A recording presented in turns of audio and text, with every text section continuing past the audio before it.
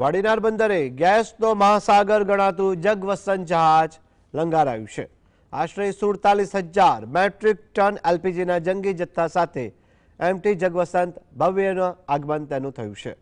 આ જથ્થાને મધદરિયે જ શિપ ટુ શિપ ટ્રાન્સફર કરવાની વિશેષ યોજના પણ ઘડવામાં આવી છે। જોઈએ આ વિશેષ રજૂઆત। દેવભૂમિ દ્વારકા જિલ્લાના વાડીનાર બંદર ખાતે દીનદયાલ પોર્ટ ઓથોરિટી પર એમટી જગવસંત જહાજનું આગમન થયું છે।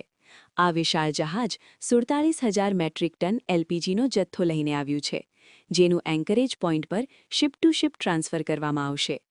ઉર્જા સુરક્ષાની દૃષ્ટિએ આ એક મહત્વપૂર્ણ ઘટના છે, કારણ કે આટલા મોટા જથ્થામાં રાંધણ ગેસનું સીધું જહાજમાંથી જહાજમાં સ્થાનાંતર થવાથી વિતરણ વ્યવસ્થા વધુ ઝડપી અને કાર્યક્ષમ બનશે।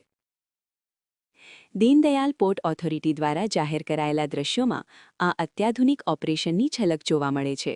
વાડીનાર ટર્મિનલ તેના ઊંડા પાણી અને આધુનિક માળખાગત સુવિધાઓને કારણે આ પ્રકારના જટિલ ટ્રાન્સફર ઓપરેશન્સ માટે જાણીતું છે। 47,000 મેટ્રિક ટન ગેસનો આ જથ્થો આગામી દિવસોમાં દેશના વિવિધ ભાગોમાં ઇંધણની જરૂરિયાત પૂરી કરવામાં મહત્વની ભૂમિકા ભજવશે। આ સફળ ઓપરેશન ગુજરાતના બંદરોની વધતી જતી ક્ષમતા અને વ્યવસ્થાપન શક્તિનું ઉત્તમ ઉદાહરણ પૂરું પાડે છે। Bureau report, GSTV।